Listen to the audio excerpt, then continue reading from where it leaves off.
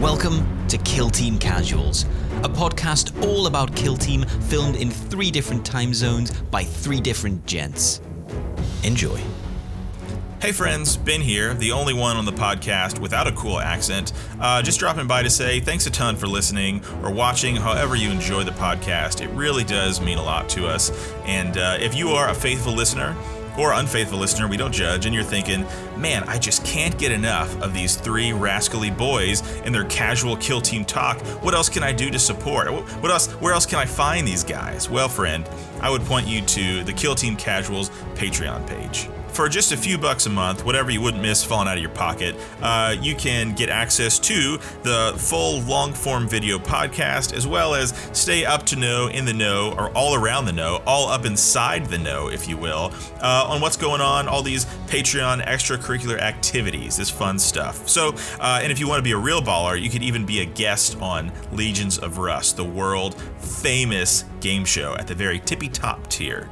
And if you want to be the coolest nerd at your local game store, you can check out some sweet, sweet Casual Wargamers merch. That's short for merchandise, if you didn't know, at our Teespring shop. It's getting a little too silly. casualwargamers.creator-teespring.com. And as always, we go live most Mondays at 6 p.m. Eastern Standard Time on Twitch. Thanks so much. I will shut up.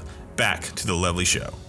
Bam. That's awesome, man. Congrats on again, like we and I have talked, best painted is the one that like at our, that makes most. Our heart the happiest, right? Because they could take away.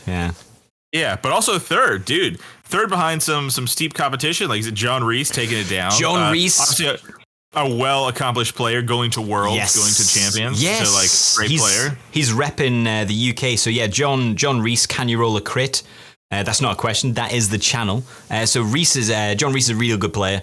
He came first, and he's, like you say, he's going to Worlds tournament, the World Cup of Kill Team. It sounds nuts. Although it's not just Kill Team, right? It's everything. I think they're doing. It's everything. Yeah, there's Sigmar. My boss got a ticket, so he's going to the Sigmar champs for the Worlds.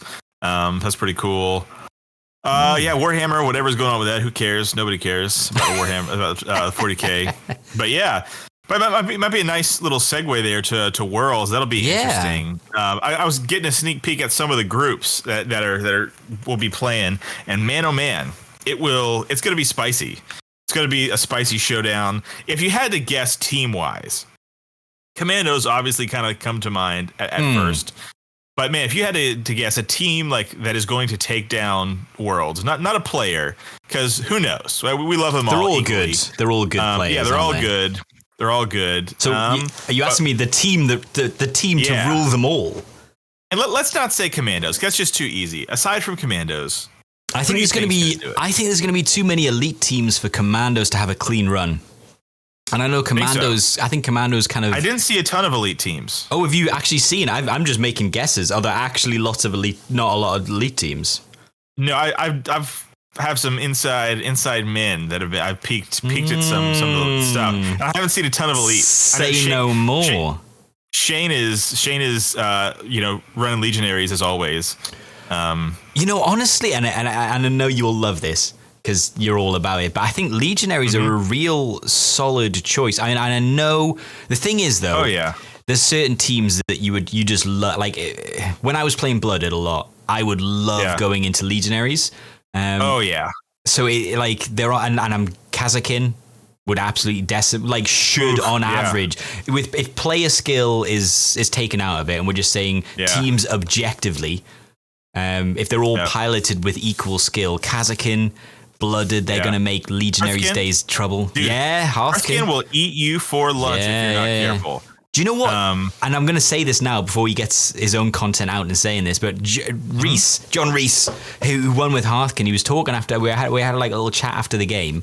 He was talking about what he was using because one of the mates I went up with was also running Hearthkin, and so they were kind of chatting Hearthkin tactics. And he was, you know what he said surprised me? No, excavation tools.